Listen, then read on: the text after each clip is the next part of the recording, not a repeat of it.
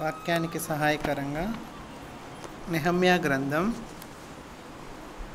పాత నిబంధన గ్రంథంలో నెహమ్యా గ్రంథం, పేజ్ నెంబర్ 401, 1వ అధ్యాయం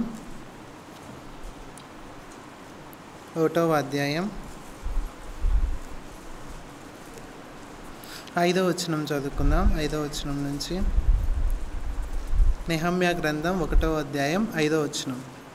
ఎట్లనగా, ఆకాశమందున్న దేవా యెహోవా, భయంకరుడవైన గొప్ప దేవా, నిన్ను ప్రేమించి నీ ఆజ్ఞలను అనుసరించి నడుచువారిని కటాక్షించి వారితో నిబంధనను స్థిరపరచువాడా, నీ చెవియొగ్గి నీ నేత్రములు తెరచి నీ సన్నిధిని దివారాత్రము నీ దాసులైన ఇజ్రాయేలీల పక్షముగా నేను చేయు ప్రార్థనను అంగీకరించుము. నీకు విరోధముగా పాపము చేసిన ఇజ్రాయేల్ కుమారుల దోషమును నేను ఒప్పుకొనుచున్నాను. నేనును నా తండ్రి ఇంటివారును పాపము చేసి ఉన్నాము. నీ ఎదుట బహు అసహ్యముగా ప్రవర్తించితిమి. నీ సేవకుడైన మోసే చేత నీవు నిర్ణయించిన ఆజ్ఞలనైనను కట్టడలనైనను విధులనైనను మేము గైకొనకపోతిమి. నీ సేవకుడైన మోషేతో నీవు సెలవిచ్చిన మాటను జ్ఞాపకం తెచ్చుకొనుము. అదేదనగా, మీరు అపరాధము చేసిన ఎడల జనుల్లోనికి మిమ్మును చెదరగొట్టుదును. అయితే మీరు నా వైపు తిరిగి నా ఆజ్ఞలను అనుసరించి నడిచిన ఎడల భూదిగంతముల వరకు మీరు తోలివేయబడినను అక్కడ నుండి సహా మిమ్మును కూర్చి నా నామము ఉంచుటకు నేను ఏర్పరచుకున్న స్థలమునకు మిమ్మును రప్పించదనని నీవు సెలవిచ్చితివి గదా. ఈ విధంగా దేవుడు తన వాక్యాన్ని దీవించునుగాక. ఇక్కడంతా మనము గమనించినట్లయితే, దీనికి ముందు కొంచెం ఇంట్రడక్షన్ చెప్పుకుందాం. నెహమ్యా మనమందరం తెలుసు, అర్తహషస్త రాజు ఏలుబడిలో ఆయన ఏం చేసేటటువంటి వాడు అంటే, నెహమ్యా రాజుకు గిన్నె అందించేటటువంటి వాడు, అంటే ద్రాక్షారసపు గిన్నె అందించేటటువంటి వాడుగా ఉద్యోగిగా ఉన్నాడు. పరదేశంలో ఒక రాజు దగ్గర నెహమ్యా ఒక పాత్రను అందించేవాడుగా ఉన్నాడు. అటువంటి సమయంలో యూదా వారు యెరూషలేం నుంచి వచ్చి, అక్కడ మనం ఫస్ట్ వచనంలో చూస్తే కనుక, ఫస్ట్ వచనం చూడండి, నెహమ్యా గ్రంథం 1వ అధ్యాయం 1వ వచనంలో, హకల్యా కుమారుడైన నెహమ్యా యొక్క చర్యలు. 25వ సంవత్సరంలో కిస్లేపు మాసమున నేను షూషను కోటలో ఉండగా నా సహోదరులలో హనానీయను ఒకడు, యూదుల్లో కొందరును వచ్చిరి. చెరపట్టబడిన శేషములో తప్పించుకున్న యూదులను గూర్చియు యెరూషలేమును గూర్చియు నేను వారిని అడుగగా. ఈ విధంగా ఆయన షూషను కోటలో ఉన్నప్పుడు నెహమ్యా తన ఉద్యోగం చేసుకుంటూ రాజుకు పాత్రను అందిస్తూ ఉండేటటువంటి వాడు. ఆ షూషను కోటలో ఉండి రాజుకు ఆ పాత్రను, ద్రాక్షారసాన్ని ఆ రాజుకు అందిస్తా రాజును సంతోషపెడుతూ ఉండేటటువంటి వాడు. ఆ సమయంలో అక్కడున్నటువంటి ఆ ప్రజలు యెరూషలేం నుంచి వచ్చి చెప్తూ ఉన్నారు యూదా వారి గురించి, అక్కడ ఉన్నటువంటి ఆ పడిపోయిన ప్రాకారం గురించి మొత్తం నెహమ్యాకు వివరిస్తూ ఉన్నారు.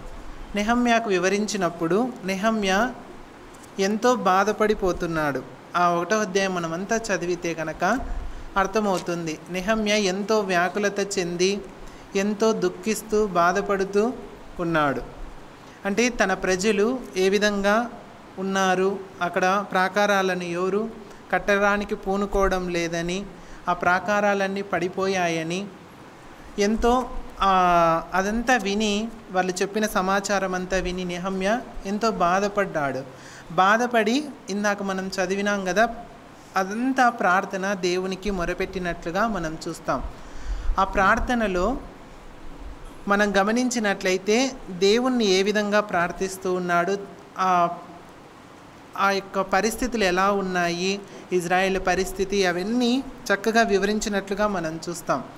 ఈ విధంగా జరిగిన తర్వాత ప్రార్థిస్తాడు. ప్రార్థించిన తర్వాత మళ్ళీ రాజు దగ్గరికి వెళ్తాడు. ఎందుకంటే తన డ్యూటీ ఏంటి, రాజుకు పాత్ర అందించడం, అంటే ద్రాక్షారసాన్ని అందించేవాడుగా ఉన్నాడు. ఈ విధంగా ప్రార్థన చేస్తూ ఉన్నాడు. వారు చెప్పిన సమాచారం అంతా విన్నాడు, దానికి బాధపడ్డాడు, దుఃఖించాడు. ఆ తర్వాత ప్రార్థన చేశాడు. ప్రార్థన చేసిన తర్వాత మళ్ళీ యథాప్రకారంగా తన డ్యూటీ తను చేయాలి కాబట్టి రాజు దగ్గరికి వెళ్తూ ఉన్నాడు పాత్రను పట్టుకొని. అయితే అది ఎప్పుడు అని మనం చూసినట్లయితే నీశాను మాసంలో రాజుకు గిన్నె అందించడానికి వెళ్తూ ఉన్నాడు. ద్రాక్షారసం త్రాగాలని ఆయనకు ఆశ పుట్టినప్పుడు రాజుకు ఈయన గిన్నె అందియాలని వెళ్ళినప్పుడు, మామూలుగా రాజు దగ్గరికి వెళ్ళేటప్పుడు ఎలా ఉండాలి అంటే కనుక ప్రతి ఒక్కరము ఎవరైతే రాజు కనిపిస్తూ ఉంటామో వాళ్ళమందరం ఎలా ఉండాలి అంటే ఎలా ఉండాలి, మామూలుగా సంతోషంగా ఉండాలి. అసలు దుఃఖించకూడదు, బాధపడకూడదు, వ్యాకులత అనేది మన ముఖంలో కనిపించకూడదు. ఒకవేళ అలా కనిపిస్తే గనక రాజు కోపం వస్తుంది. ఎందుకంటే రాజు పరిపాలించేటప్పుడు అక్కడ ఉన్నటువంటి ప్రజలందరూ సంతోషంగా ఉండాలని ఏ రాజైనా కోరుకుంటాడు. అయితే ఈ నెహమ్యా రాజుకు పాత్ర అందించేటప్పుడు సంతోషంగా లేడు. సంతోషంగా లేకోకుండా చూడండి, ఆ వచనం చూస్తే అర్థమవుతుంది. 2వ అధ్యాయం 1వ వచనం నుంచి చూద్దాం. అటు తర్వాత అర్థహశస్త రాజు ఏలుబడి కాలమున 25వ సంవత్సరంలో నీశాను మాసమందు రాజు ద్రాక్షారసం త్రాగవల్లని చూచుచుండగా నేను ద్రాక్షారసం తీసుకొని రాజుకు అందించి తిని, అంతకు పూర్వం నేనెన్నడూ అతని ఎదుట విచారముగా ఉండలేదు. రాజు ఎదుటకు వెళ్ళాము అన్నప్పుడు సంతోషంగా ఉండాలి, దుఃఖముఖంగా ఉండకూడదు, అసలు విచారంతో ఉండకూడదు, చింతిస్తా బాధపడతా అసలు ఉండకూడదు. ఎందుకంటే మనం ఇక్కడ గమనిస్తాము, నెహమ్యా గ్రంథంలో, ఎస్తేరు గ్రంథంలో కూడా మనం గమనిస్తూ ఉంటాం. రాజు దగ్గరికి వెళ్ళేటప్పుడు పర్మిషన్తో వెళ్ళాలి, ప్లస్ సంతోషంగా వెళ్ళాలి. అంతేకాని బాధపడతా ఏదో మనసులో చింతిస్తా వెళ్ళడం కుదరదు. కానీ అంతవరకు నెహమ్యా ఎంత బాధ ఉన్నా కానీ తన యొక్క మనస్సులో, తన హృదయంలో వారి యొక్క ప్రజల గురించి, ప్రాకారాల గురించి అంతవరకు ఎప్పుడు విచారంగా లేడు. కానీ ఎప్పుడైతే వారు వచ్చి సమాచారం చెప్పి చెదిరిపోయిన యూదా వారి గురించి, ప్రాకారముల గురించి అన్నీ చెప్పిన తర్వాత నెహమ్యా ఎంతో దుఃఖపడుతూ బాధపడుతూ ప్రార్థిస్తాడు. ప్రార్థించిన తర్వాత తన డ్యూటీ చేయడం కోసం పాత్రను తీసుకొని ద్రాక్షారసాన్ని రాజు దగ్గరికి వెళ్తాడు. అది కూడా విచారంగా వెళ్తాడు. విచారంగా వెళ్ళకూడదు, సంతోషంగా వెళ్ళాలి రాజు దగ్గరికి. ఆ సమయంలో రాజు అడుగుతాడు, ఏమైంది నీకు, ఏదన్నా వ్యాధి వచ్చిందా, ఎందుకు అలా ఉన్నావు అని అడిగితే అప్పుడు ఆయన అన్నీ వివరిస్తాడు. ఈ విధంగా నా ప్రజలందరూ చెదిరిపోయారు, ప్రాకారాలు కాల్చివేయబడ్డాయి, అన్నీ మొత్తం ఎలా వివరిస్తాడు అంటే గనక చాలా చక్కగా ఒక ప్రణాళిక రూపంలో ఏ విధంగా అయితే రాజుకు అనుగుణంగా ఉంటాయో ఆ విధంగా తన మాటలన్నిటినీ రాజుకు చెప్తాడు. ఆ రాజుకు చెప్పిన తర్వాత రాజు మనస్సు ఏమవుతుందంటే కదిలించబడుతుంది. ఎందుకు, ఎట్లా కదిలించబడుతుంది అంటే కనుక, అందుకనే ఆ పాయింట్ చదవలేదు ఫస్ట్లో. ఇప్పుడు చూడండి 11వ వచనంలో, 1వ అధ్యాయం 11వ వచనం. యెహోవా చెవియొగ్గి నీ దాసుడైన నా మొరను, నీ నామమును భయభక్తులతో గణపరచుట యందు ఆనందించు నీ దాసుల మొరను ఆలకించి ఈ దినమందు నీ దాసుని ఆలోచన సఫలపరచి ఈ మనుష్యుడు నా యందు దయచూపునట్లు అనుగ్రహించుమని నిన్ను బతిమాలు కొనుచున్నాను అని ప్రార్థించి తిని నేను రాజునకు గిన్నె అందించువాడనై ఉంటిని. ఆయన రాజు దగ్గరకు వెళ్ళేక ముందే ఏం చేస్తూ ఉన్నాడు, ఆ దేవుని సన్నిధిని ప్రార్థిస్తూ ఉన్నాడు. ప్లస్ ఏమని చెప్తూ ఉన్నాడు, ఈ మనుష్యుడు, ఆ మనుష్యుడు ఎవరు, అర్థహశస్త రాజు యొక్క మనస్సు నా వైపు తిప్పేటట్లు, అంటే ఆ ప్రాకారాలు కట్టడానికి పూనుకునేటట్లు చెయ్యి దేవా అని మనం ఎవరిని అడుగుతూ ఉన్నాడు నెహమ్యా? ఫస్ట్ దేవుణ్ణి అడుగుతూ ఉన్నాడు. ఎప్పుడైతే మనం దేవుణ్ణి అడుగుతామో, దేవుని దగ్గర ప్రార్థిస్తామో అప్పుడే ఏదైనా జరుగుతుంది. అంతకు మించి వేరేది ఏమీ కాదు. నెహమ్యా పాత్ర అందించినంత మాత్రాన తన మనవి రాజు ఆలకించాలని కాదు.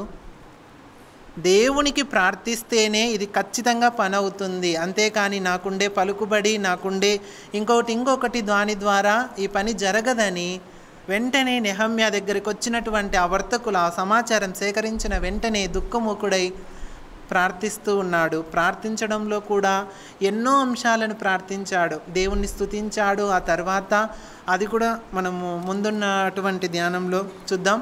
ఇక్కడ మనం చూసినట్లయితే ఆ పాత్ర అందించేటప్పుడు విచారంగా ఉన్నాడు. ఆ విచారానికి కారణం ఏంటో రాజు తెలుసుకున్నాడు.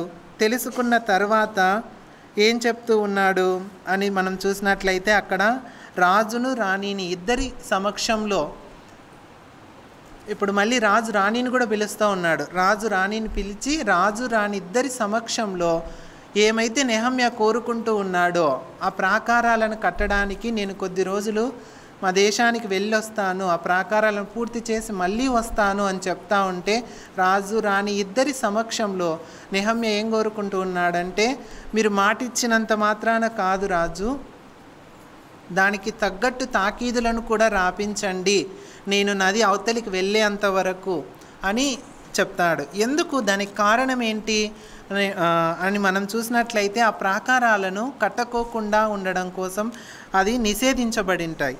ఎక్కడ మనం చూస్తామంటే ఎజ్రా గ్రంథంలో చూడండి.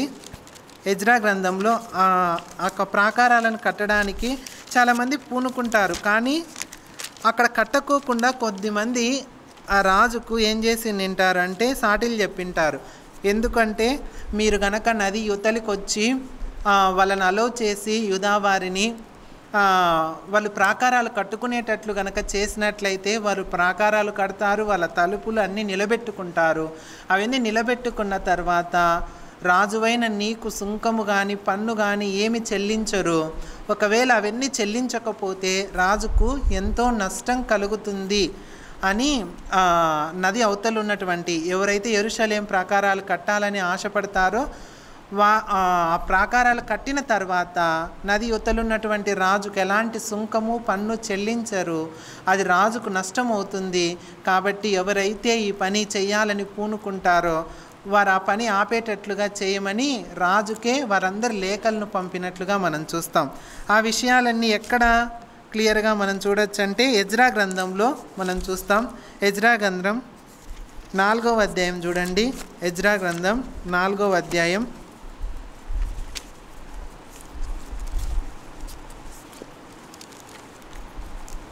4వ అధ్యాయం 7 నుంచి 23 వచనాలు ఉన్నాయి. అవన్నీ కాదు కానీ ఇదంతా మనం స్టడీ చేసి ఇదంతా వాళ్ళందరూ చెప్తారనమాట. అర్థహశస్త యొక్క దినముల్లో బిస్లాము, మిత్రిదాతు, టాబియేల్ అనే వాళ్ళందరూ ఏం చేస్తారు అంటే ఈ రాజుకు వీళ్ళందరూ ప్రాకారాలు కడితే ఈ పన్ను ఈ సుంకము ఏది రాదు, ఒకవేళ మీరే చూసుకోండి, ఒకవేళ ప్రాకారం కడితే ఇంకా మీకేమి దక్కదు, మీరు నష్టపోతారు అని ఆ రాజుకు తెలియజేస్తే ఆ రాజు తర్వాత వాళ్ళకు రివర్స్లో ఏమని ఉత్తరం రాస్తాడు అంటే 23వ వచనం చూడండి. రాజైన అర్థహశస్త పంపించిన ఉత్తరము యొక్క ప్రతి రెహూమునకు షింషయికిని వీరి పక్షముగానున్న వారికిని వినిపింపబడినప్పుడు వారు త్వరగా యెరూషలేములోనున్న యూదుల యొద్దకు వచ్చి బలవంతము చేతను అధికారము చేతను వారి పని ఆపునట్లు చేయగా యెరూషలేములో నుండి దేవుని మందిర పని నిలిచిపోయెను. ఈలాగున పారసీక దేశపు రాజైన దర్యావేసు ఏలుబడి యందు 2వ సంవత్సరం వరకు ఆ పని నిలిచిపోయెను. ఈ విధంగా రాజులకు నష్టం వస్తుందని, ద్రోహం పెరగకుండా చూడుడని ఆ విధంగా అంతా ఆ లేఖలో రాసినట్లుగా మనం చూస్తున్నాం. ఎందుకు అంటే గనక యెరూషలేములో ప్రాకారాలు పడిపోయినప్పుడు ఆ ప్రాకారాలను కట్టడానికి చాలామంది పూనుకున్నప్పుడు కూడా ఏం చేస్తున్నారంటే అడుగడుగున అడ్డంకులు వేస్తూ ఉన్నారు. రకరకాలైనటువంటి ప్రజలు రాజులకే తాకీదులు రాయించి పంపిస్తూ ఉన్నారు. రాజా ఈ విధంగా కడితే గనక మీకు పన్ను రాదు, ఏం రాదు, సుంకం రాదు, మీకు నష్టం వాటిల్లుతుంది అని చెప్తే రాజు నిజమే కదా, ముందే వాళ్ళందరూ కలహం చేసేటటువంటి వారు, యుద్ధం చేసేటటువంటి వారు, వారు మంచివారు కాదు అని వాళ్ళందరి మీద ఎన్నో రకాలుగా అన్ని ఉత్తరాలు రాపించి ఆ విధంగా ఆ ప్రాకారాలు కట్టుకోకుండా బలవంతం చేత అధికారం చేత ఆప్ చేయించినట్లుగా మనం చూస్తాం. ఆ తరువాత నెహమ్య ఈ పనికి పూనుకున్నట్లుగా మనం చూస్తాం. నెహమ్య తన యొక్క కాలంలో ఏం చేస్తూ ఉన్నాడు అంటే ప్రార్థనే ఒక ఆయుధంగా మలుచుకొని ముందుకు పోతూ ఉన్నట్లుగా మనం చూస్తాం. మనం కూడా ఒక్కొక్కసారి ఈ విధంగా జరిగినప్పుడు నెహమ్య కట్టడానికి పూనుకుంటూ ఉన్నాడు. ఆ కట్టడానికి పూనుకునే సమయంలో రాజును అడుగుతూ ఉన్నాడు. రాజును అడిగేదానికన్నా ముందే ప్రార్థిస్తూ ఉన్నాడు. మన జీవితంలో కూడా ఇదంతా మనం స్టడీ చేసినప్పుడు నెహమ్య గురించి అని అనుకుంటాం, కానీ ఇదంతా మన యొక్క ఆత్మీయ జీవితంలో మనం ఎలా మన యొక్క ప్రాకారాలను కట్టుకోవాలి, మన కుటుంబాలను కట్టుకోవాలి, మన పరిస్థితులను మనం కట్టుకోవాలి అన్న విధంగా మనం ఆలోచించినట్లయితే, ఏ విధంగా అయితే నెహమ్య ఒక ప్రణాళిక ప్రకారము ఆ ప్రాకారాలను కడుతూ ఉన్నాడో, ఒకవేళ శత్రువులు కూడా ఎదురొచ్చినప్పుడు శత్రువులు కూడా కూల్చివేయాలని, అసలు కట్టుకోకుండా ఆఫ్ చేయాలని చూసినప్పుడు నెహమ్య ఏ విధంగా అయితే ముందుకు వెళ్ళాడో అవన్నీ మనకు ఈరోజు ఒక పాఠాలుగా ఉన్నాయి. అది ఈరోజు మనం నేర్చుకుందాం.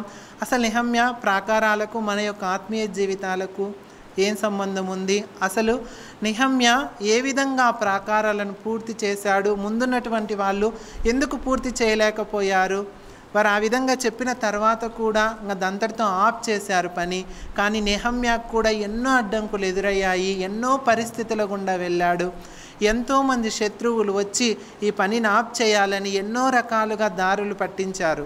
అయినా కూడా నెహమ్య ఎక్కడా కానీ తగ్గకోకుండా, తన యొక్క ప్రయత్నాన్ని ఆపకోకుండా, ప్రజలందరూ నిరుత్సాహపడి వెనకలికి వెళుతూ ఉన్నా సరే నెహమ్య ఎంతో వాళ్ళని ముందుకు నడిపించుకుంటూ, ఉత్సాహపరుస్తూ, దేవుని వాక్యాన్ని చెప్తూ, ప్రార్థిస్తూ, బలపరుస్తూ వాళ్ళని ముందుకు నడిపించినట్లుగా మనం చూస్తాం. అదేవిధంగానే మనము కూడా మన జీవితంలో ఎన్నో అడ్డంకులు వస్తూ ఉంటాయి. ఆ అడ్డంకులు వచ్చినప్పుడు మనం ఏ విధంగా ముందుకెళ్తున్నాం, ఎలాంటి ప్రణాళికలతో ముందుకెళ్తున్నాము అనేది మనం నేర్చుకోవాల్సిన అంశం. ఏ విధంగా నెహమ్య ఆ ప్రాకారాలను పూర్తి చేయగలిగినాడు మనం అన్నీ తెలుసుకుందాం ఒక పాయింట్స్ వైజ్గా. ఫస్ట్ మనం చూసినట్లయితే నెహమ్య ఎలాంటి వాడు అని మనం చూసినట్లయితే యోగక్షేమాలను అడిగేవాడుగా ఉన్నాడు. నెహమ్య వాళ్ళందరూ రాగానే, అనన్య వీళ్ళందరూ రాగానే అడుగుతూ ఉన్నాడు, ఎలా ఉంది పరిస్థితి అని అడుగుతూ ఉన్నాడు. అంటే అప్పుడు వాళ్ళు చెప్తూ ఉన్నారు, ఏం పరిస్థితులు బాగలేవు, ప్రాకారాలని కూల్చివేయబడ్డాయి, యూదా వారందరూ చెదిరిపోయారు, ప్రజలందరూ ఎలా అంటే అలా ఉన్నారని చెప్పంగానే దుఃఖపడుతూ ఉన్నాడు, బాధపడుతూ ఉన్నాడు. అలాంటి పరిస్థితుల్లోనే మనము ఉండాలి. ఎక్కడికి వెళ్ళినా సరే మనము విశ్వాసుల యోగక్షేమాలు కానీ, సంఘం యొక్క యోగక్షేమాలు కానీ తెలుసుకునే వారంగా ఉండాలి. తెలుసుకున్న తర్వాత మనం ప్రార్థించే వారంగా ఉండడం ఎంతైనా మంచిది. ఫస్ట్ తెలుసుకున్న వెంటనే మనం ఏం చేయాలి, ఆ యోగక్షేమాలు తెలుసుకున్న తర్వాత వెంటనే ఏం చేస్తున్నాడు నెహమ్య, ఏం చేశాడు, ఇందాక మనం చదివిన దాంట్లో ప్రార్థన చేశాడు. మనము కూడా అదే విధంగానే ప్రార్థన చేయడం నేర్చుకోవాలి. ఆ ప్రార్థనలో కూడా రెండు అంశాలు ఎక్కువగా చూస్తూ ఉన్నాం. నెహమ్య చేసినటువంటి ప్రార్థనలో ఎక్కువగా ఏముంది చెప్పండి?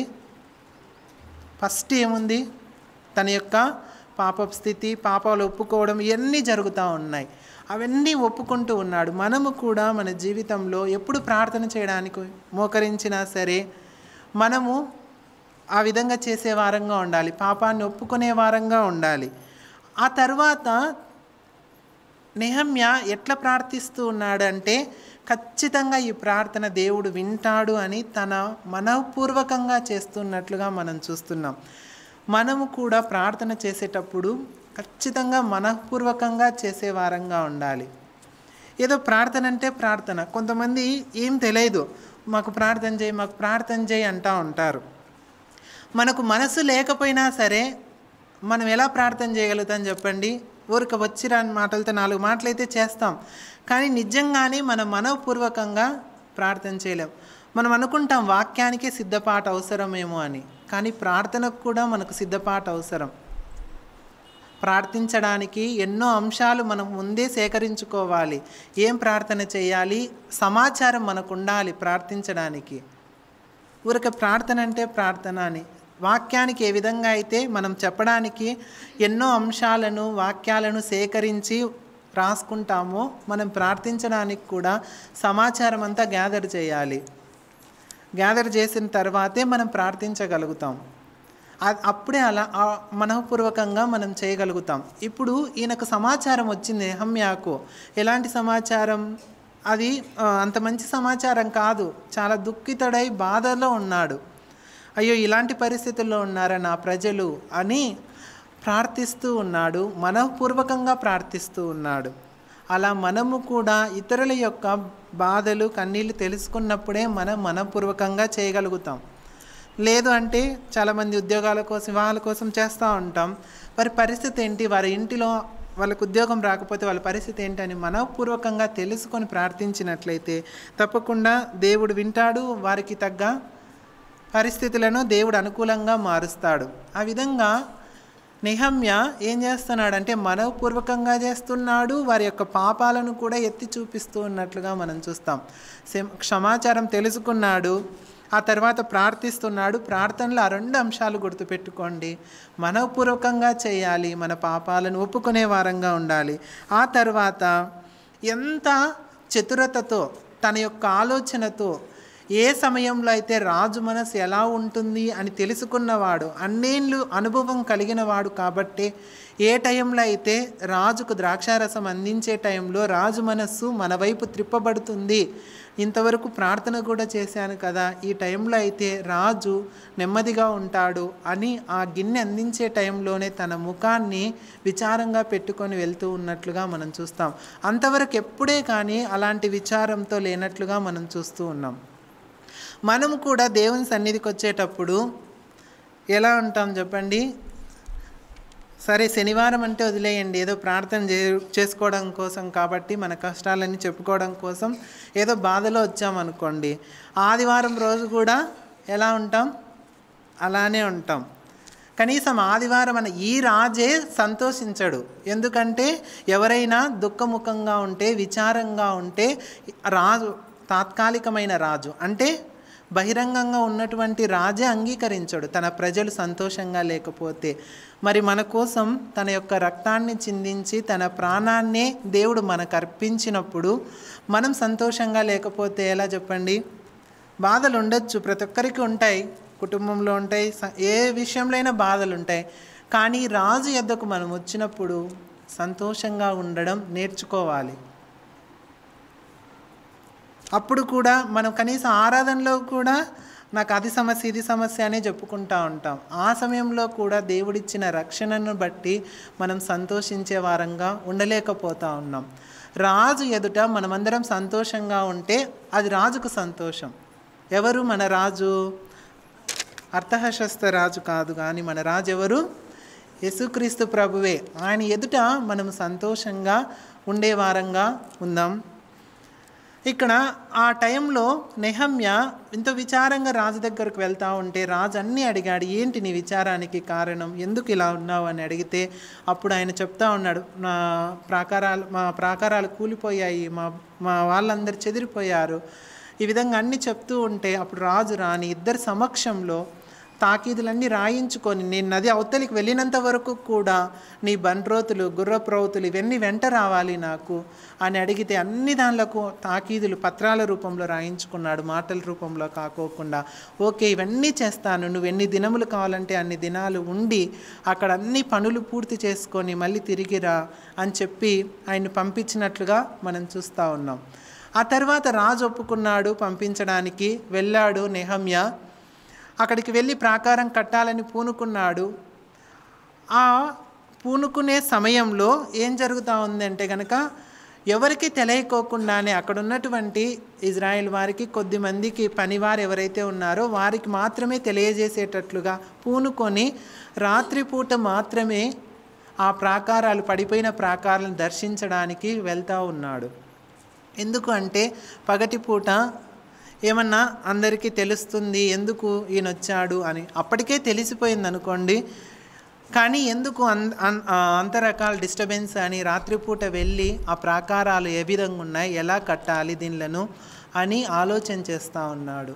మనం కూడా అంతే, పడుకునేటప్పుడు రాత్రి సమయంలో ఒక్కసారి మనము స్వవిమర్శ చేసుకున్నట్లయితే, స్వల్ప విమర్శ చేసుకున్నట్లయితే, రాత్రి ఎందుకు అంటున్నాను అంటే రాత్రిపూట ఎలా ఉంటుంది, నిశ్శబ్దంగా ప్రశాంతంగా ఉంటుంది. అప్పుడే మన పనులన్నీ తీర్చుకొని ప్రశాంతంగా పడుకుంటూ ఉంటాం. ఆ సమయంలో పడుకున్నప్పుడైనా కానీ నిద్రకు రావడం కోసం పడుకుంటానే ఎవరికైనా నిద్ర వస్తుందా? వచ్చిన వాళ్ళు చాలా ధన్యులు. అసలు పడుకుంటానే వచ్చిందంటే అటు మసిలి ఎంత వాటం కుదిరేంత వరకు కూడా నిద్రపోం మనం మామూలుగా. ఆ సమయంలో ఏ విధంగా నా ప్రాకారం ఏమన్నా పడిపోయిందా, ఎక్కడన్నా కాల్చివేయబడిందా, ఆ ప్రాకారం కట్టుకుందాం అని మనముగా లోపల విమర్శ చేసుకున్నట్లయితే కనుక ఎవరో చెప్పేంతవరకు మన విమర్శ ఉండకోకుండా మనమే చూసుకున్నట్లయితే ఎంతో మంచిది కదా. మనం అనుకుంటూ ఉంటాం ఎవరో పెద్దలు చెప్తా ఉన్నారు, మనల్ని విమర్శిస్తున్నారు, మనల్ని బాధ పెడుతున్నారు, వాళ్ళు చెప్పేంతవరకు కాకోకుండా మనముగానే, ఎందుకంటే మనకు తెలుస్తుంది మనం ఏ విధంగా ఉన్నాము అని. ఆ విధంగా ఆయన ఏ విధంగా అయితే నెహమ్యా రాత్రిపూట వెళ్ళి ప్రాకారాలను పరిశీలిస్తున్నాడో మనము కూడా మన యొక్క హృదయాన్ని పరిశీలించుకున్నట్లయితే రాత్రిపూట ఎంతో మంచిది ప్రణాళికలు మనం రచించుకోవచ్చు. ఏ విధంగా అయితే దానిని కట్టాలనే ఆలోచనతో మనం ముందుకు వెళ్ళచ్చు. ఆ విధంగా ఫస్ట్ సమాచారం విన్నాడు, ప్రార్థించాడు, రాజు దగ్గరికి వెళ్ళాడు, తర్వాత వాళ్ళ దేశానికి వెళ్ళాడు, వాళ్ళ దేశంలో ఉన్నటువంటి పరిస్థితులన్నింటినీ చూస్తూ ఉన్నాడు.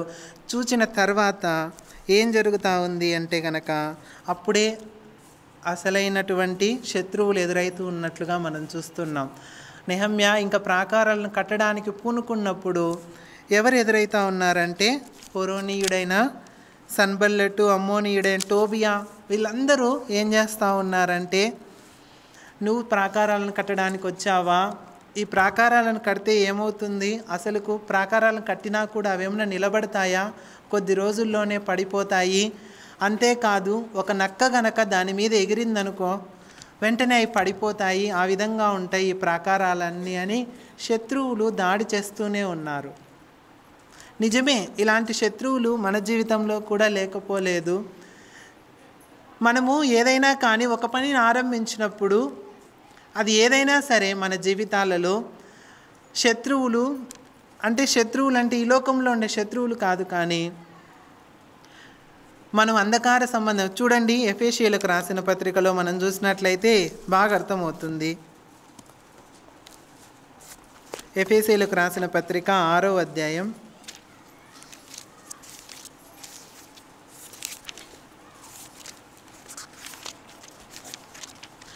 శత్రువులు ఎప్పుడైతే మనం ప్రాకారాలను కట్టుకోవాలని ఆశపడుతూ ఉంటామో, బాగుండాలని ఆశపడుతూ ఉంటామో అప్పుడే శత్రువుకు అన్నీ తెలిసిపోతాయి. ఆ తర్వాత శత్రువు ఏం చేస్తాడంటే ఎంతసేపు పడగొట్టాలని, కిందికి దించాలనే చూస్తూ ఉంటాడు. 6వ అధ్యాయం 12వ వచనం చూడండి. 6వ అధ్యాయం 12వ వచనం, కొత్త నిబంధన గ్రంథంలో 176 పేజ్ నెంబర్. ఏలయనగా మనం పోరాడిన శరీరాలతో కాదు, కానీ ప్రధానులతోనూ అధికారులతోనూ ప్రస్తుత అంధకార సంబంధులకు లోకనాథులతోనూ ఆకాశ మండలమందున్న దురాత్మల సమూహాలతోనూ పోరాడుచున్నాము.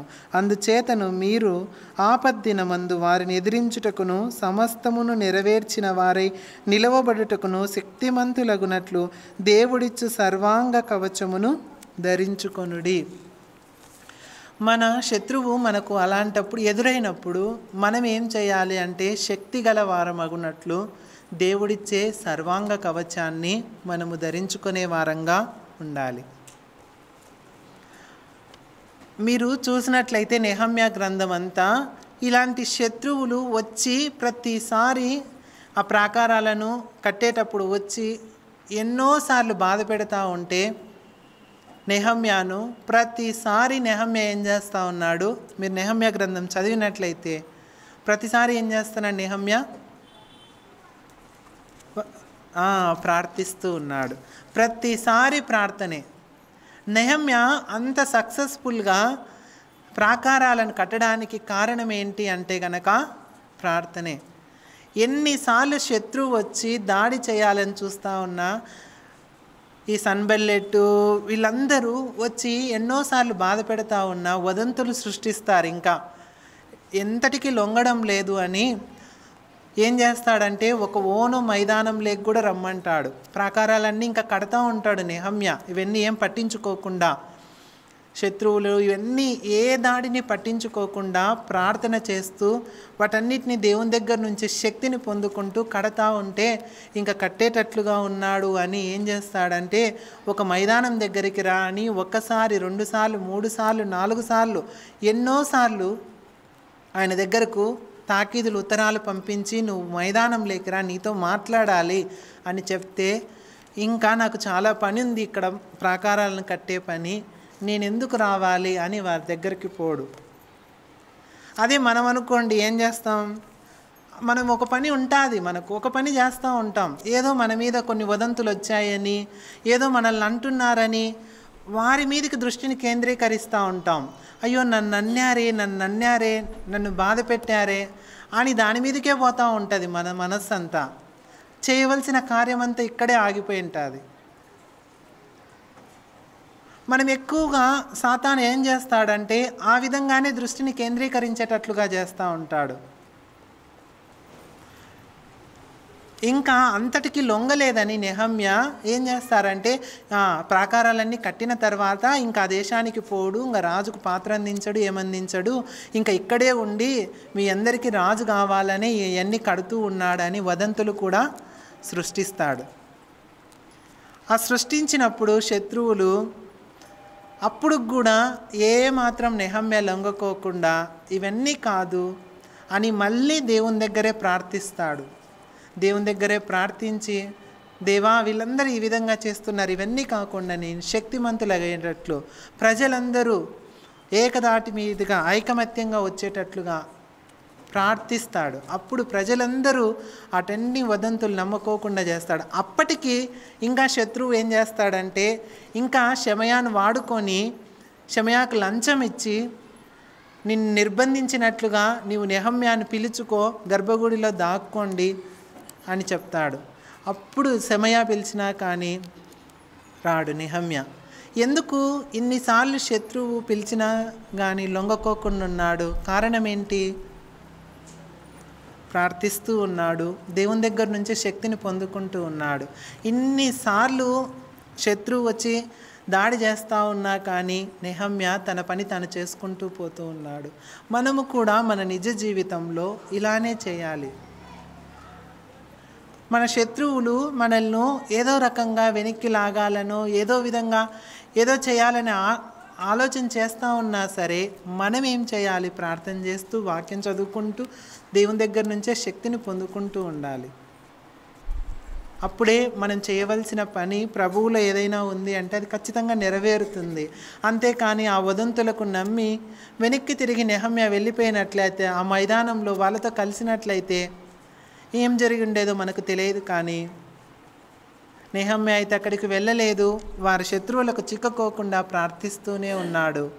ప్రార్థిస్తూనే ప్రాకారాలను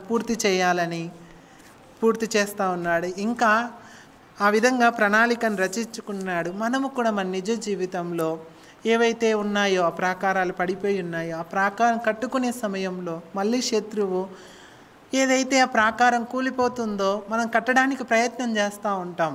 అయ్యో ఏం కడతావులే, ఇన్నాళ్ళు కూలిపోయాయి కదా, ఏమన్నా అయ్యిందా, ఏం కాలే కదా అని శత్రువు వచ్చి మళ్ళీ మన మీద దాడి చేస్తూ ఉంటాడు. అలాంటప్పుడు మనం చాలాసార్లు లొంగిపోయేదానికి అవకాశం ఉంది. కాబట్టి అలాంటి సమయం లొంగిపోకుండా ప్రార్థించడం నేర్చుకోవాలి. వాక్యం చదువుకోవడం నేర్చుకున్నట్లయితే ఎంతమంది శత్రువులు ఎన్నిసార్లు వచ్చి దాడి చేసినా కానీ మనం లొంగేవారంగా ఉండం. ఆ తర్వాత ప్రతికూల పరిస్థితుల్లో ఎన్నోసార్లు భయపడ్డాడు. ఇంకా షెమయాకు లంచం ఇచ్చి ఇట్ట చేశారా అని అప్పుడు భయపడ్డాడు. ఆ భయపడిన క్షణంలో కూడా ప్రార్థిస్తూ ఉన్నాడు. కానీ మనం భయపడినామంటే కనుక భయపడిన వెంటనే ఏం చేస్తూ ఉంటాం? ఇంకా వెనక్కి తిరిగి వెళ్ళిపోతూ ఉంటాం. భయపడినప్పుడు విశ్వాసం కూడా తగ్గిపోతూ ఉంటుంది. విశ్వాసం తగ్గిపోయే కొద్దీ మనలో వ్యాకులత పెరుగుతుంది, కలవరం మొదలవుతుంది. అందుకనే దేవుడు ఇప్పుడు మనమందరం చూస్తూ ఉన్నాం, ఈరోజు ఏదో పునరుత్థాన దినం అని చెప్తా ఉన్నారు. యేసుక్రీస్తు ప్రభు కూడా ఆయన తిరిగి లేచిన తర్వాత 40 దినాలు ఇక్కడ ఉండి తిరిగి పరలోకానికి వెళ్ళేటప్పుడు ఒకటే చెప్పాడు, మీ హృదయములను కలవర పడనీయకుడి, దేవుని యందు విశ్వాసం ఉంచుచున్నారు, నా యందును విశ్వాసం ఉంచండి అని చెప్తున్నాడు. ఎప్పుడు కలవరం మనలో మొదలవుతుంది అంటే విశ్వాసము లోపించినప్పుడు. ఆ విశ్వాసం లోపించకుండా ఉండాలి అంటే మనము ప్రార్థిస్తూనే ఉండాలి. ఎందుకంటే ప్రార్థనలో మనము విశ్వాసాన్ని పొందుకుంటాం. ఆ ప్రార్థనలో విశ్వాసాన్ని పొందుకోవాలి అంటే కనుక మనకేమవసరమై ఉన్నది? వాక్యం అవసరమై ఉన్నది. వాక్యం వినుట వలనే మనకు ఏం కలుగుతుంది? విశ్వాసం కలుగుతుంది. ఆ విశ్వాసాన్ని మనము ప్రార్థనలో పెట్టి ప్రార్థించినట్లయితే అద్భుతాలను మనము చూడగలుగుతాం. అలాంటి ప్రతికూల పరిస్థితుల్లో భయానికి లోనైనప్పుడు మనం బెదిరిపోకుండా, భయపడిపోకుండా ప్రభువును ప్రార్థించినట్లయితే తప్పకుండా దేవుడు మనకు సహాయం చేస్తాడు. ఇంకా పట్టు వదలకోకుండా పట్టుదలగా ఆ ప్రాకాలను పూర్తి చేయాలని చూస్తూ ఉన్నాడు. మనమందరము చాలా విషయాల్లో పట్టుదలగా ఉంటాం, కానీ దేవుని విషయంలో, దేవుని వాక్యం విషయంలో పట్టుదలగా ఉండం. ఎలా అంటే కనుక ఒక చిన్న ఎగ్జాంపుల్ తీసుకుందాం. చాలామంది చెప్తూ ఉంటారు, చాలా సీనియర్ పీపుల్స్, దేవుని యందు విశ్వాసం ఉంచి రక్షణ పొందినటువంటి వాళ్ళు, బాప్తిసం తీసుకున్నటువంటి వాళ్ళు చెప్తారు. ఏమని చెప్తారు అంటే, ఎక్కువగా ఒకప్పుడు మేము ఏ విధంగా పరిచర్య చేసేటటువంటి వాళ్ళము, ఒకప్పుడు దండిగా ప్రార్థన చేస్తూ ఉన్నాం, ఒకప్పుడు చాలాసేపు బైబిల్ చదువుతూ ఉన్నాం. ఏం చెప్తారు? ఎప్పుడంట? ఒకప్పుడు. మరి ఇప్పుడు అలా చెప్పుకుంటే మంచిదే, కానీ ఒకప్పుడు ఎలా ఉన్నామో ఇప్పుడు కూడా అలానే ఉంటే ఇంకా మంచిది. ఒకప్పుడు అని పట్టుదల అనేది తగ్గిపోతూ ఉంటుంది.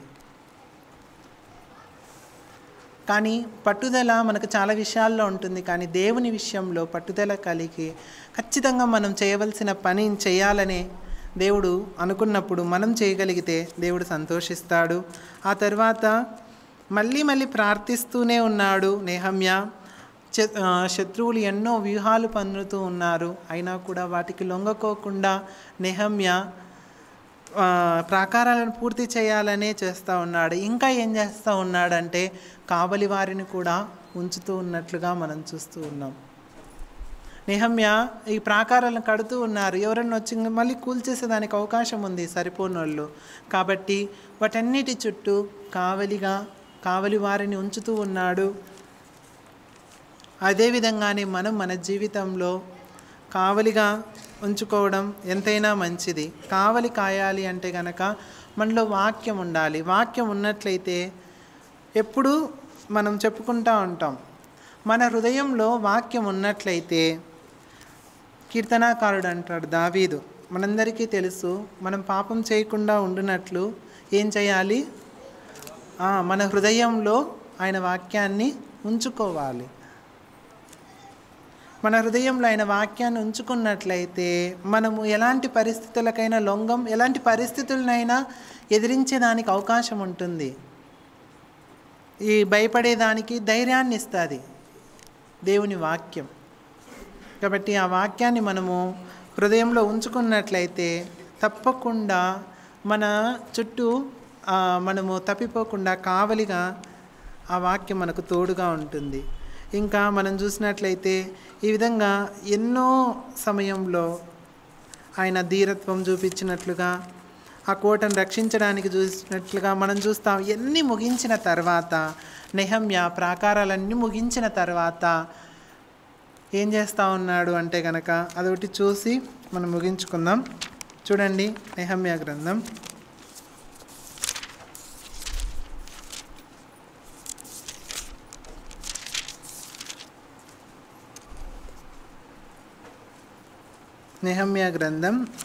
వాళ్ళందరినీ ఇంకా నిలవబెట్టి 8వ అధ్యాయం, నెహమ్యా గ్రంథం 8వ అధ్యాయం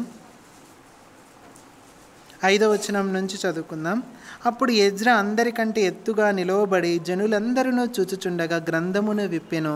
విప్పగానే జనులందరూ నిలవబడి ఎజ్రా మహాదేవుడవైన యెహోవాను స్తుతింపగా జనులందరూ తమ చేతులెత్తి ఆమేన్ ఆమేన్ అని పలుకుచు నేలకు ముఖములు పంచుకొని యెహోవాకు నమస్కరించిరి. ఈ విధంగా మనం చూసినట్లయితే అంత మొత్తం గ్రంథమంతా తెప్పించి చదివిస్తూ ఉన్నాడు. మీరు దుఃఖపడవద్దు, బాధపడవద్దు, దేవునికి స్తుతులు చెల్లించండి, దేవుడు ప్రాకారాలను కడుతూ ఉన్నాడు అని. మనము చూసినట్లయితే నెహమ్యా ఎక్కడే కానీ మనం ప్రార్థిస్తాం మన అవసరాల కోసం. అవసరాలు పొందుకున్న తర్వాత మనం ఏం చేస్తాం? మళ్ళీ దేవుణ్ణి స్తుతించాం. మళ్ళీ 10 మంది కుష్ఠరోగులను దేవుడు బాగుపరిచినప్పుడు ఎంతమంది వచ్చారు? ఒక్కరే తిరిగి వచ్చినట్లుగా మనం చూస్తూ ఉన్నాం. అంటే 10లో 1% కూడా స్తుతించలేక ఉన్నాం. ఆ విధంగా నెహమ్యా తను ఆరంభించేటప్పుడు ఏ విధంగా అయితే ప్రార్థిస్తూ ఉన్నాడో ముగించిన తర్వాత కూడా దేవుణ్ణి స్తుతిస్తూ ఉన్నాడు. ప్రాకారాలను కట్టినట్లుగా మనం చూస్తూ ఉన్నాం. ఈ విధంగా ఫస్ట్ నుంచి మనం ఒకసారి రివైండ్ చేసుకున్నట్లయితే ఈ విధంగా షూషను కోటలో ఉన్నాడు. రాజుకు గిన్నె అందించేవాడుగా నెహమ్యా ఉన్నాడు. అలాంటి సమయంలో హనన్యా వీళ్ళందరూ వచ్చి అక్కడ ఉన్నటువంటి యూదా సమాచారాన్ని, యెరూషలేము గురించి, పడిపోయిన ప్రాకారాల గురించి, వాటన్నిటి గురించి నెహమ్యాకు చెప్పినప్పుడు నెహమ్యా ఎంతో దుఃఖపడి బాధపడి ఎవరితో చెప్పుకోలేదు, కానీ ఆ సమస్యలన్నీ దేవుని దగ్గరికి వెళ్ళి ప్రార్థించాడు. ఆ ప్రార్థన కూడా మనఃపూర్వకముగా తన పాపాలు ఒప్పుకునే విధంగా ఉంది. కాబట్టి దేవుణ్ణి ఏమని అడుగుతూ ఉన్నాడు? ఖచ్చితంగా నువ్వు విను దేవా ఈ ప్రార్థన అని, ఈ మనిషిని హృదయం కూడా కదిలించు అని చెప్తూ ఉన్నాడు. ఆ తర్వాతనే రాజు దగ్గరికి వెళ్ళాడు. ఆ గిన్నె తీసుకొని నీషాను మాసమందు వెళ్ళి ఎప్పుడైతే ద్రాక్షారసాన్ని రాజు తాగాలని అనిపించిందో అప్పుడు గిన్నె తీసుకొని విచారాన్ని ముఖంలో పెట్టుకొని వెళ్ళాడు. రాజుల దగ్గర ఎప్పుడు సంతోషంగా ఉండాలి, కానీ చింతిస్తూ ఉండకూడదు. కానీ చింతమహంతోనే వెళ్ళాడు. ఏమైతే అది అయ్యింది. రాజు కోపం తెచ్చుకొని ఏమన్నా చేయని. ఆనాడు ఎస్తేర్ అట్లే చేసింది, ఈనాడు నెహమ్యా ఆ విధంగానే చేస్తూ ఉన్నాడు. ఏమైతే అది అయిందని వెళ్ళాడు. రాజు యొక్క హృదయాన్ని దేవుడే మార్చినట్లుగా మనం చూస్తాం. రాజు రాణి సమక్షంలో తాకీదులన్నీ రాయించి నది అవతలికి వెళ్ళేంతవరకు కూడా తమ సేవకులను బంట్రోతులను పంపించాడు. ఆ తర్వాత నువ్వు పనంతా పూర్తి చేసుకొని రా అని చెప్పాడు. ఆ తర్వాత వెళ్ళాడు. వెళ్ళిన తర్వాత ఆ రాత్రిపూటనే ఆ పడిపోయిన ప్రాకారాలన్నింటినీ పరిశీలించి ఎలా దీనికి ప్రణాళిక వేసుకోవాలి అని అన్నిటినీ వేసుకొని మందిని పిలుచుకొని ఆ పట్టణస్థులనే కాకోకుండా పక్క వారిని కూడా పిలుచుకొని వచ్చి ఆ ప్రాకారాలను కట్టినట్లుగా మనం చూస్తూ ఉన్నాం. ఆ ప్రాకారాలను కట్టే సమయంలో ఎంతోమంది సన్బలెట్ లాంటి వాళ్ళు శత్రువులు ఎదురుతాడికి తిరిగారు. ఎన్నోసార్లు లొంగ తీసుకోవాలని, వెనక్కు రప్పించాలని, ప్రాకారాలను కట్టుకోకుండా చేయాలని నెహమ్యాను ఎన్నోసార్లు ఇబ్బంది పెట్టారు. వదంతులను క్రియేట్ చేశారు. ఎన్నో చేసినా కానీ నెహమ్యా తన పని తాను చేయడం నిశ్చయించుకున్నాడు. తన పనిని పూర్తి చేశాడు. పట్టుదలగా, స్థిరత్వంతో మళ్ళీ మళ్ళీ ప్రార్థిస్తూ, ఒక్కోసారి ప్రజలు శక్తిని కోల్పోయినప్పుడు మళ్ళీ ప్రార్థన చేసి వారికి వాక్యం బోధిస్తూ శక్తినంతా మళ్ళీ వాళ్ళకు తిరిగి రప్పిస్తూ దేవునిలోనే వాళ్ళను ముందుకు నడిపిస్తూ ఆ పని పూర్తి చేసినట్లుగా మనం చూస్తూ ఉన్నాం. ఈ విధంగా మనము మన నిజ జీవితంలో, మన ఆత్మీయ జీవితంలో మనం చూసుకున్నట్లయితే మనము కూడా ఈ విధంగా సమాచారం తెలుసుకున్నప్పుడు ప్రార్థిస్తూ ఉండాలి. ఆ ప్రార్థనలో మనంగానే మనపూర్వకంగా చేసుకోవాలి. అది మన పరిస్థితులే కావచ్చు. మనము ఏవైతే చేసామో అంతవరకు అవన్నీ ఒప్పుకునే వారంగా ఉండాలి, కప్పుకోకుండా.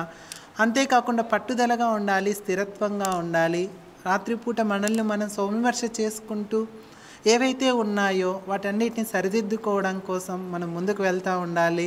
మధ్యలో ఎన్నో అవరోధాలు, శత్రువు వచ్చి ఎన్నోసార్లు ఇబ్బంది పెట్టినా సరే వాటన్నిటినీ ప్రార్థనా వాక్యంతో మనం జయించుకుంటూ ముందుకు వెళ్ళాలి. అలాంటప్పుడే దేవునికి మనం ప్రాకారాలను కట్టుకోగలిగి రాజును సంతోషపరిచే వారంగా ఉంటాం. ఆ విధంగా మనం చూసినట్లయితే చివరికి మళ్ళీ యెహోవాను స్తుతిస్తూ ఉన్నట్లుగా, గణపరుస్తూ ఉన్నట్లుగా మనం చూస్తూ ఉన్నాం. అయితే మనమందరం ఏం చేస్తామంటే దేవుడు మనందరికీ రక్షణ ఇచ్చాడు. మనం పాపముల చేత, అపరాధముల చేత మనమందరం చచ్చిన వారమై ఉన్నాము. అసలుకు మనకు ఇక్కడ వచ్చేదానికి అర్హతే లేదు. అలాంటప్పుడు దేవుడే మనల్ని అందరినీ రక్షించడం కోసం తనే ఈ లోకానికి వచ్చి దేవుడు ఈ లోకానికి వచ్చింది మన కోసమే, చనిపోయింది మన కోసమే, తిరిగి లేచింది మన కోసమే. ఇప్పుడు తిరిగి రాబోతుంది కూడా ఎవరి కోసం? ఎవరి కోసం?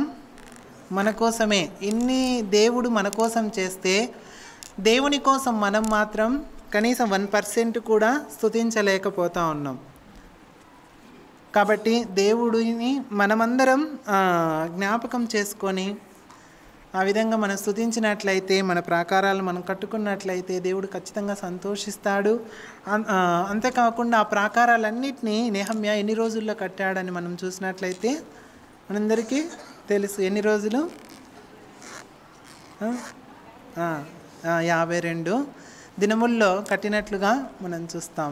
ప్రాకారాలన్నింటినీ పూర్తి చేశాడు. ఎజ్రా గ్రంథంలో మనం చూస్తే ప్రాకారాలు కట్టుకోకుండా అనేక మంది రాజుకు చాటీలు చెప్పినట్లుగా ఉన్నారు. పన్ను కట్టరు, ఇంకా పన్ను ఎగవేయడం కోసమే ఇవన్నీ చేస్తూ ఉన్నారు వాళ్ళు అని చెప్తే, రాజు కూడా వాటన్నిటికీ సమ్మతించి ఆ పని ఆపకోకుండా యెరూషలేములో ఏది కొత్తది కట్టకూడదు, రాజు ఆజ్ఞ అది. కానీ అలాంటి ఆజ్ఞను కూడా నెహమ్యా రాజు చేతనే తిరగరాపించినట్లుగా మనం చూస్తూ ఉన్నాం. ఈ విధంగా దేవునికి అసాధ్యమైన కార్యాలు ఏమీ లేవు. కానీ మనం ఎంతవరకు ఏం చేస్తూ ఉండాలి అంటే ప్రార్థిస్తూ, వాక్యాన్ని చదువుతూ, దేవునిలో మనం ప్రతి అడుగడుగున పట్టుదలగా ముందుకు వెళ్ళుకుంటూ ఉన్నట్లయితే దేవుడు తప్పకుండా ఘనపరచబడతాడు, దేవుడు తప్పకుండా సంతోషిస్తాడు. దేవుడు తన వాక్యాన్ని దీవించునుగాక. ఆమేన్.